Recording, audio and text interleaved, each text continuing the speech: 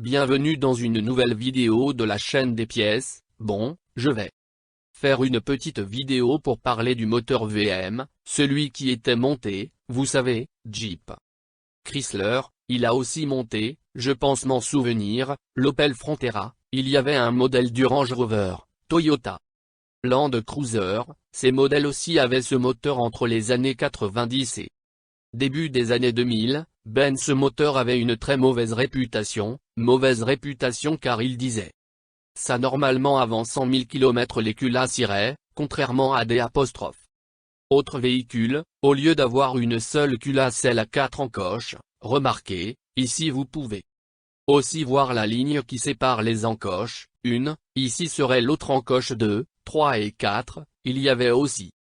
un grand Cherokee qui était le 3.1 turbo diesel qui avait 5 cylindres et il avait 5 culasses. Une par cylindre, enfin j'en avais un en particulier, j'avais un petit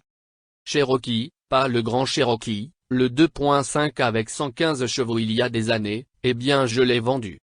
avec presque 300 000 km et les culasses étaient les mêmes. C'est chez moi, d'accord, ça avait à voir avec ce véhicule pour durer des encoches. Donc surtout contrôler l'eau, l'antigel, le niveau des apostrophes eau et contrôler le thermostat était bien et la pompe à eau, et, ça va bien refroidir. Si tu le fais bien refroidir, bien moi aussi, environ tous les 2-3 ans je changerai tout le liquide de refroidissement et nettoyer le circuit, mais bien que je le faire à tous les véhicules que j'ai possédés et ceux que je maintenais bien, eh bien, ce fut la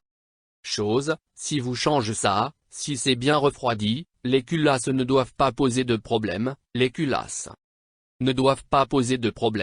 dans une voiture qui fonctionnait bien mais il fallait faire attention, car vous savez, ce véhicule pour exemple pour ceux d'entre vous qui ont ce véhicule n'avait pas d'abdos et j'en passe, mais bon, marcher dans les montagnes c'était très amusant, les choses comme elles sont. Alors bien sûr, ils ont déjà sorti le CRD Engine que tout ça s'est amélioré, allez, c'était déjà un P. Quelqu'un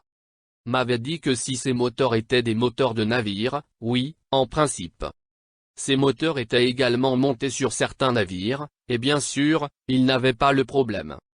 de chauffer, ils n'avaient pas ce problème sur les bateaux, mais bon notez que beaucoup de ces moteurs, les premiers, au lieu d'être refroidis par eau, ils refroidissaient aussi par air, donc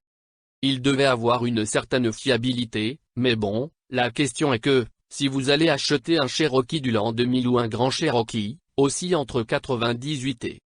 99,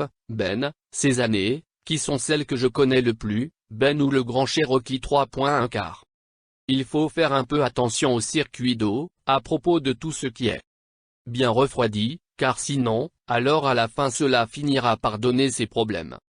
Vérifiez comme je dis qu'il y a du réfrigérant dans le circuit, que le thermostat fonctionne, que la pompe à eau fonctionne bien et bien sûr le ventilateur qui refroidit l'eau dans le radiateur. Enfin j'espère que cette vidéo a clarifié certains doutes et bien. Si c'est le cas, n'hésitez pas à vous abonner et bien à la liker et merci de suivre cette chaîne.